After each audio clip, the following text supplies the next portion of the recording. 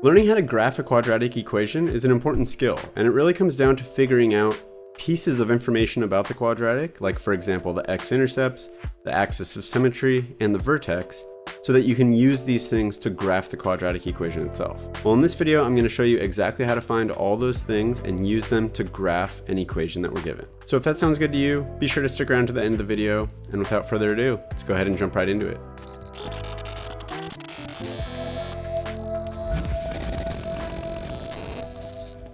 Sketch the graph of the quadratic function, identify the vertex, axis of symmetry, and x-intercepts. So in this example, we are given our quadratic equation, our quadratic function, and it's already in the vertex form.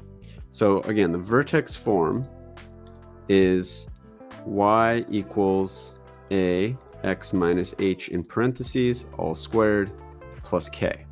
So we've already got that nicely in this form, where basically we have an implied a value of 1, and then x minus 6, so x minus h all squared, plus 3. So we can see, without even having to rearrange our equation, basically we can consider 1 our a value, we can consider 6 our h value. So keep in mind, it is x minus 6. Since our kind of general form is x minus h, our actual h value is positive 6. And then our k is 3. So h is positive 6, k is positive 3, a is 1.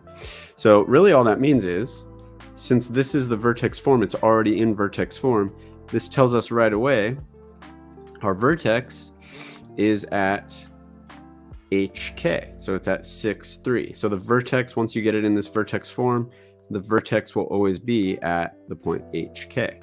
So in this case, it's just going to be 6, 3. Okay. So once you find your vertex, your axis of symmetry comes easily from there, because it's always just going to be at x equals whatever the x coordinate of your vertex is. So x equals 6 is our axis of symmetry. And then we need to find our x-intercepts. So to find the x-intercepts, what you need to do is take your equation and set it equal to 0. So we just get 0 equals x minus 6 squared plus 3.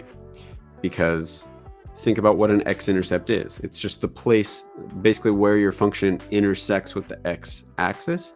The x-axis always has a height of 0. It has a y-coordinate of 0. So if we're plugging in 0 for y, basically 0 for f of x, and then solving for x, that should tell us what x values give us the y value of 0, which is where our function should intercept with the x-axis. Okay, so now we pretty much just need to kind of solve this and figure out what x values we're going to have x-intercepts. So to do that, we're going to just start kind of moving terms over, get x all by itself. So minus 3 from both sides.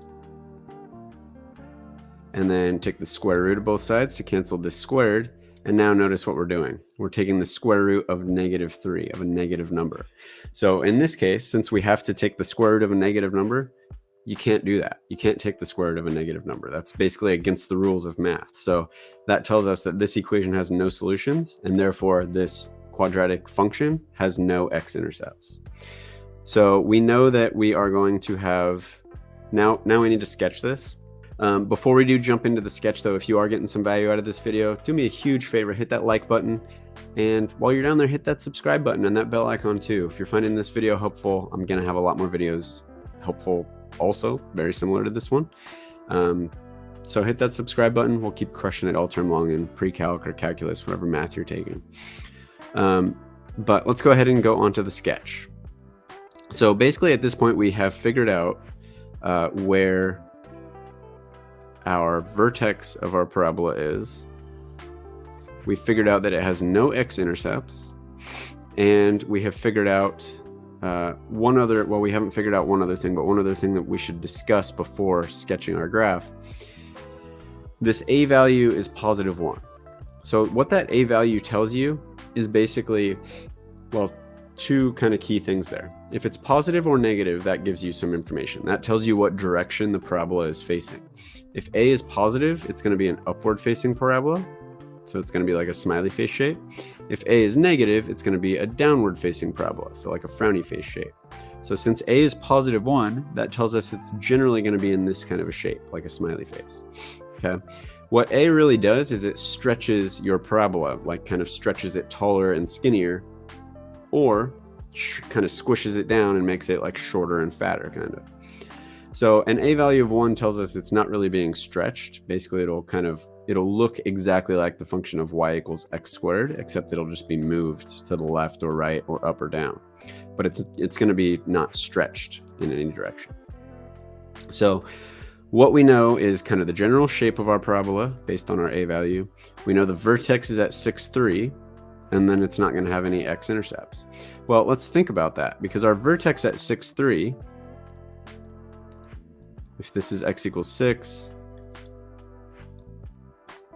this is y equals 3, our vertex being at 6, 3, so x equals positive 6, y equals positive 3, and then knowing that our parabola is generally kind of going upward like this, it makes sense that there's no x-intercepts, right? Because the lowest point is the vertex. It's only going to go up from there. It's never going to intercept with the x-axis down here. So it definitely kind of aligns our vertex and kind of the general shape of our parabola facing upward align perfectly with the fact that we found no solution to this equation, meaning no x-intercepts. Well, I hope you found this video helpful. If you did, I highly recommend you keep going on this topic. I have made another video about how to do a very similar type of problem to this one. I highly recommend you go check out that video right there. You're not going to want to miss it because it's really going to help you nail down this topic so you can ace it on your next test.